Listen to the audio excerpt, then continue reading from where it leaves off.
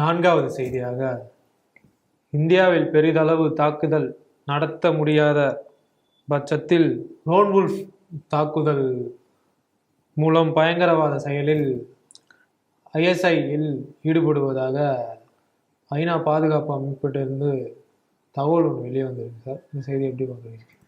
இந்த விஷயமாக ஸ்ரீ டிவியில் பல முறை சொல்லியிருக்கிறோம். இன்றைக்கி ஐநா ரிப்போர்ட் வந்திருக்கிறதா சொல்கிறோம்.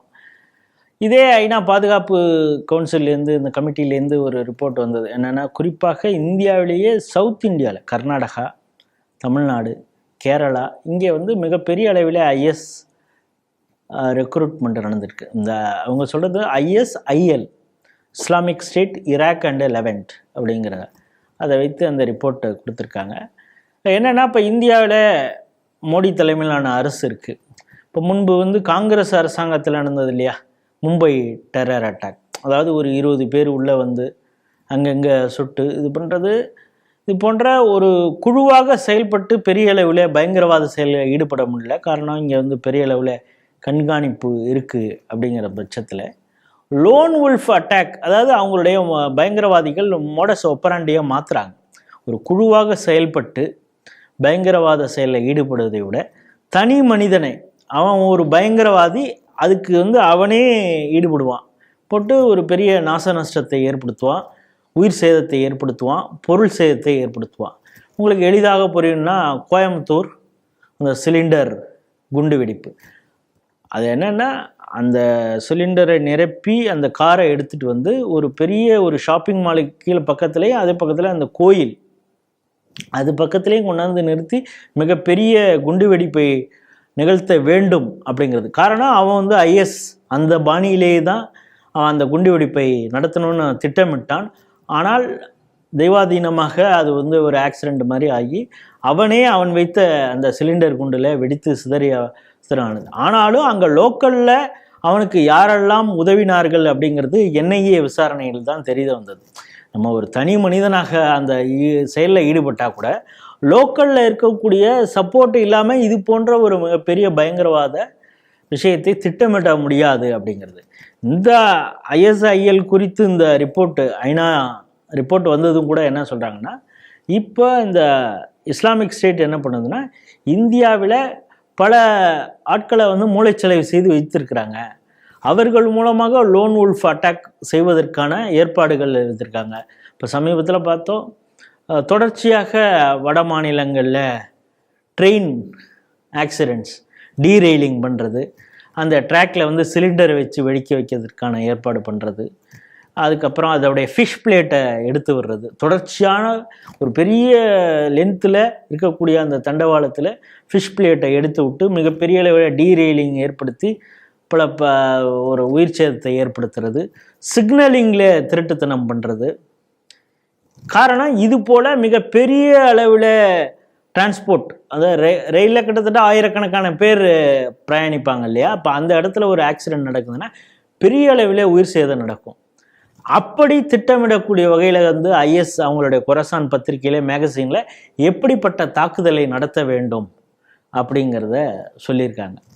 ஆகவே இந்த பயங்கரவாதிகள் இது, அதனால தான் நான் சொல்கிறேன், ஒரு இடத்துல நடக்கக்கூடிய பயங்கரவாதி, இப்போ இந்திய தமிழகத்தில் ஏதோ ஒரு மூலையில் கோயம்புத்தூரில் அந்த சிலிண்டர் குண்டு வெடிப்புனா, அவன் ஏதோ அங்கே லோக்கலில் அவனுக்கு ஏதோ பிரச்சனை, அதனால் அவன் குண்டு வெடிக்கலாங்களே. அந்த இஸ்லாமிய பயங்கரவாத குண்டு வெடிப்பு உலகம் தழுவியது. இங்கே எப்படி பண்ணுறானோ அதே போல் தான் ஃப்ரான்ஸ்லையும் பண்ணுறான். ஒரு தனி மனிதன் ஒரு ட்ரக்கை எடுத்துகிட்டு ஒரு கூட்டத்தில் கொண்டு போய் விட்டு ஒரு 20-30 பேரை கொள்கிறான். ஜெர்மனில் கொலை செய்கிறான். சமீபத்தில் அமெரிக்காலேயே கூட நடந்தது. இஸ்ரேலில் ஒன் ஃபைன் மார்னிங் கடகடன்னு அமாஸ் பயங்கரவாதிகள் அது ஒரு கூட்டமாக இது பண்ணான். ஆனால் ஒரு தனி மனிதன் ட்ரக்கை எடுத்துகிட்டு அவனால் முடிஞ்ச அளவுக்கு ஒரு 15-20 பேரை கொலை செய்வது. அதற்கு பிறகு அவன் தான் செத்தா கூட பரவாயில்ல, இது பண்ண. திடீர்னு ஒருத்தன் கையில் துப்பாக்கி எடுத்துகிட்டு ஒரு தேட்டர் உள்ள இருப்போ ஒரு 20 பேரை சொல்கிறது. அது மாதிரி நடக்கும் பொழுது அவனும் கொலை செய்யப்படுவோம் என்று அவனுக்கு தெரியும். ஆனாலும் நம்ம உயிர் போகிறதுக்கு முன்னால் ஒரு 20 பேரை கொள்ளுவோம். அது மாதிரி கொண்டா நமக்கு சொர்க்கத்தில் 72 கன்னிகள் கிடைக்கும் அப்படின்னு. இது என்னன்னா, ஒரு மத ரீதியான ஒரு பயங்கரவாத செயல். அதனால தான் இப்போ என்ன சொன்னால், ஒரு பயங்கரவாத செயல் ஈடுபட்டதுன்னா இதை வந்து மத பயங்கரவாதம் என்று சொல்லாதீர்கள், இஸ்லாமிக் பயங்கரவாதம் என்று சொல்லாதீர்கள். ஆனால் அந்த பயங்கரவாதத்தில் ஈடுபடுறோம் என்ன சொல்கிறான்னா, இது நான் அதன் அடிப்படையில் தான் நான் அந்த செயலில் ஈடுபட்டேன் அப்படிங்கிறது. இப்பொழுது அதிர்ச்சியான தகவல் என்னென்னா, இப்போ இதே நம்ம ஸ்ரீ டிவியில் HUT பற்றி பேசணும், ஹிஸ்புல் உத் தஹ்ரீர்னு ராயப்பேட்டையில் தான் இருந்தது. இந்த அமைப்பு குறித்து நாம் ஸ்ரீ டிவியில் எப்போவோ பேசியிருக்கிறோம். ஆனால் இப்பொழுது தான் என்னையை கைது செய்தது. ஆனால் அவங்க எத்தனை பேரை மூளைச்சலவை செய்து தனி மனித தாக்குதல் ஏற்படுத்துவதற்கு எப்படி தயார் செய்திருக்கிறார்கள்ங்கிறதெல்லாம் இப்போ ஒவ்வொரு அறிக்கையாக வந்துகிட்டு இருக்கு. இங்கே இருக்கக்கூடிய தமிழக காவல்துறை அரெஸ்ட் பண்ணதோ இல்லை, இப்போ என்ஐஏ தான் பலரை பயங்கரவாத எண்ணம் கொண்டவர்களை அவங்க ரேடிகலைஸ் ஆகிருக்காங்க, டீரேடிகலைஸ் பண்ணுறதுக்கு முயற்சி பண்ணுறோங்கிறாங்க. அந்த ரேடிகலைஸ் பண்ணுறது எந்த அளவுக்கு சாத்தியம் அப்படிங்கிறது தெரியல. ஆனாலும் இப்போ அந்த கோயம்புத்தூர் சிலிண்டர் குண்டுவெடிப்பு பற்றி இது மாதிரி ரேடிகலைஸ் ஆனவங்க எத்தனை பேர் இருக்காங்க அப்படிங்கிறதெல்லாம் உளவுத்துறை வந்து கணக்கெடுத்து வச்சுருக்குது. அவர்களையெல்லாம் கண்காணித்து கொண்டு இருக்கிறோம் அப்படிங்கிறாங்க.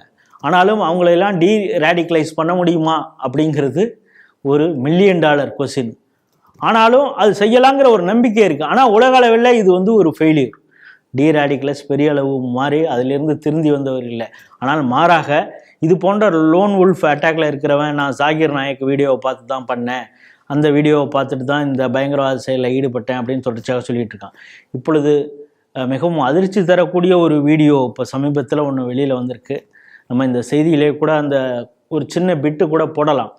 இந்த ஃபர்கத்துல்லா கோரி என்பவன் யாருன்னா, குஜராத்தில் இருக்கிற சுவாமி நாராயண் டெம்பிள், அதில் வந்து பயங்கரவாத செயல் உள்ள ஹோஸ்டேஜாக வந்து பல பேரை கொன்னது அந்த விஷயங்களுக்கு பிறகு அவங்கள வந்து நம்மளுடைய அதிரடி படையினர் கொன்று ஒழித்தார்கள். இருந்தாலும் அவங்களுக்கு டைரக்ட் பண்ணது வந்து பாகிஸ்தான்லேருந்து இயங்கக்கூடிய பயங்கரவாதி. அதில் மூளையாக செயல்பட்டவன் தான் இந்த ஃபர்கத்துல்லா கோரி. இவன் இந்தியாவால் தேடப்படும் ஒரு பயங்கரவாதி. அந்த பயங்கரவாதி இப்பொழுது ஒரு வீடியோ வெளியிட்டிருக்கான். யாருக்காக அப்படின்னா, உங்களுக்கு ஆச்சரியமாக இருக்கும், கோவை குண்டு வெடிப்பு உடல் சிதறி சாவதற்கு காரணமாக இருந்த அந்த குண்டு வெடிப்புக்கு மூளையாக செயல்பட்ட கோவை பாஷா இறந்ததற்கு அவன் வந்து ஒரு பயான் வாசிக்கிறான். அல்லாவின் கடமையை நிறைவேற்றியவர் கோவை பாஷா. என்னத்தை நிறைவேற்றினாரு? 58 பேருடைய உடம்பு சிதறி வெடித்து சிதறி சாவதர், இதுதான் அல்லாவின் கடமையா அப்படிங்கிறது நமக்கு தெரியல. ஆனா அந்த ஃபர்கத்துல்லா கோரி சொல்றார் அந்த கடமை இவரை போல கடமை செய்பவர்கள் பலரும் இருக்கிறார்கள். சமீபத்தில் இந்த சென்வார் அப்படிங்கிற அமாஸ் தலைவரையும் அவர் சொல்றார். இது போல நமக்கு பலரும் இஸ்லாத்தை எதிர்க்கக்கூடியவர்களை எல்லாம் படுகொலை செய்து இஸ்லாத்தை காக்கக்கூடிய அந்த பணியிலே இருக்கிறார்கள். இது போல பலர் ஆயிரக்கணக்கானவர்கள் இருக்கிறார்கள். அவர்களுக்காகத்தான் இந்த துவா பண்றோம் அப்படின்னு சொல்லி ஒரு ஸ்பெஷல் பயான் அவருக்காக வாசிக்கிறார். இந்த ஃபர்கத்துல்லா கோரி எங்க இருக்கிறார்? பாகிஸ்தான்ல இருக்கார். அவர் ஸ்பெஷல் பயான் யாருக்காக பண்றார்? கோயம்புத்தூர்ல குண்டு வெடிப்புல ஈடுபட்ட கோவை பாஷா அவருடைய இறப்புக்காக பயான் வாசிக்கிறார். அப்படின்னா அந்த கோவை பாஷாவை என்னுடைய அப்பான்னு சீமான் சொல்றார். விசிகா வன்னியரசு அவர் வந்து தன்னுரிமை போராளி, நிலத்திற்காக பாடுபட்டவர், தன் இனத்திற்காக பாடுபட்டவர்னு அவரை வந்து ஒரு போராளி என்று சொல்கிறார்கள். அப்படின்னா இவர்களுடைய எண்ணப்பாடும் ஃபர்கத்துல்லா கோரியின் எண்ணப்பாடும் ஒன்றாக இருக்கிறது. இந்த வீடியோ வந்த பிறகாவது மத்திய உள்துறை அமைச்சகம் ரொம்ப ஸ்பெஷல் அட்டென்ஷன் தமிழகம் குறித்து கேட்கணும். தமிழகத்தில் அடுத்தது 2026 பாஜக வெற்றி பெற வேண்டும். அதற்கு அரசியல் ரீதியாக என்னென்ன காய் நகர்த்தல எல்லாம் ஒரு கட்சியாக பாஜக என்ன செய்யட்டும் அது செய்யட்டும், அது நமக்கு பிரச்சனை இல்லை, அது அரசியல். ஆனால் தமிழகத்துடைய பாதுகாப்பு என்பது ஒரு கேள்விக்குறியாக இருக்கிறது. பயங்கரவாதத்தின் ஒரு பிரீடிங் கிரவுண்டாக இருக்கிறது. ஏற்கனவே 2016 இந்து முன்னணி ஆவணப்படம் ரொம்ப தெளிவாக சொல்லி இருக்கிறது, தாலிபானாக தமிழகம். அதற்கு பல ஆதாரங்களை நம்ம கொடுத்திருக்கிறோம். அந்த ஆதாரங்களுடைய அடுத்தடுத்த கட்டம் வந்து இப்போது வரை வந்திருக்குது. பல சம்பவங்கள் நடந்திருக்கிறது, பட்டியலிட்டு நம்மளால் சொல்ல முடியும். இனிமேலும் காலதாமதம் செய்யாமல் மத்திய உள்துறை அமைச்சகம் என்ஐஏ அமைச்சிருக்கீங்க. அடுத்தது கோயம்புத்தூர்லேயும் ஒரு என்ஐஏ சென்டர் வரணும்னு பலர் குரல் கொடுத்துக்கிட்டு இருக்காங்க. இருந்தால் கூட அந்த சென்டர்லாம் வரட்டும். ஆனால் அது சம்பந்தமாக முழு வீச்சிலே விசாரணை நடந்து சம்பந்தப்பட்டவர்களை மிக கடுமையான தண்டனை பெற்றுத்தர வேண்டும். அந்த பயங்கரவாதிகளோட தொடர்புல இருக்கக்கூடிய என்னென்ன இன்ஸ்டிடியூஷன்ஸ், என்னென்ன அமைப்புகள் இருக்கிறது, அவர்கள் அனைவரையும் விசாரணை வளையத்திற்குள் கொண்டு வந்து அவர்களுடைய இந்த ஆன்டி டெரரிசத்துக்கு, கவுண்டர் டெரரிஸ்டில் எப்படிப்பட்ட நடவடிக்கைகள் எல்லாம் இஸ்ரேல் எடுக்கிறதோ, அமெரிக்கா எப்படி எடுக்கிறதோ, அதுபோல் இந்தியாவும் எடுக்க வேண்டும் அப்படிங்கிறது தான் நம்முடைய பார்வை.